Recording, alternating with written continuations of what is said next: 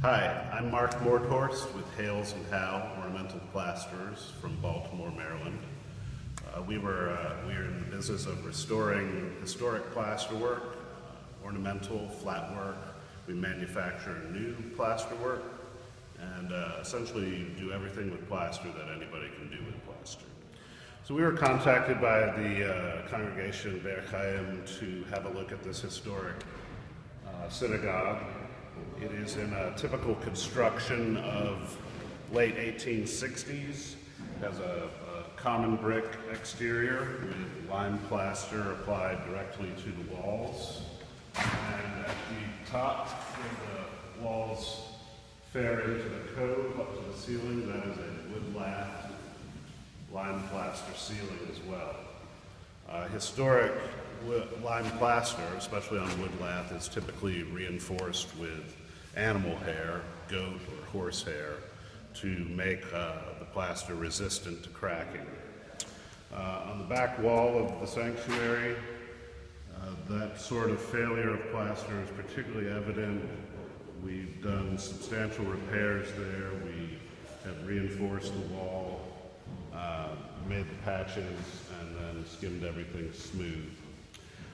One of the more interesting things about the sanctuary was that when we looked at it first, it was a blank white canvas, and literally a canvas. It had a fine canvas wall liner from the dado all the way up to the peak of the ceiling. This was commonly used to hide deteriorated plaster or cracked plaster. Plaster on wood lath in particular is subject to cracking, and so a typical treatment was to cover it up and hide all the cracks with a canvas wall liner. Nice surprise was when that was all removed. You have these original or historic decorative paint finishes under it, all in relatively good condition. There was some historic water damage that needed to be addressed. Some of the larger patches that you see on the wall where we've resurfaced the wall is where there had been historic water damage. We also infilled one of the historic oriel windows that were part of the previous exterior. We have made extensive repairs wherever necessary.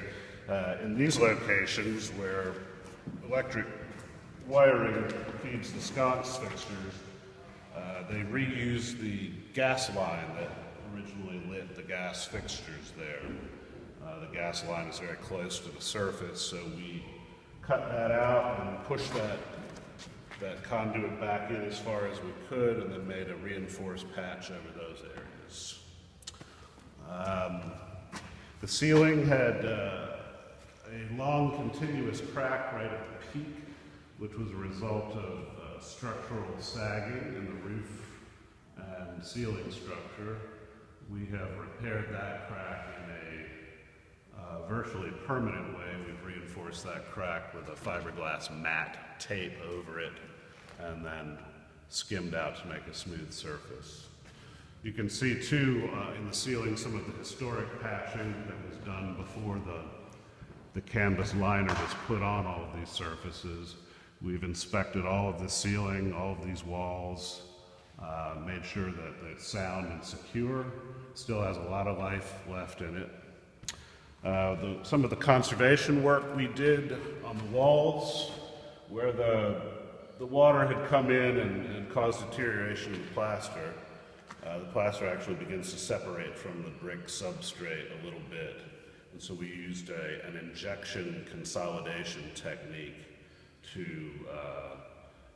we make a mixture of lime putty with an acrylic emulsion, and that fills the void and bonds the plaster back to the masonry substrate. So all over these walls we have injected and filled voids where we had hollowness as a result of that delamination.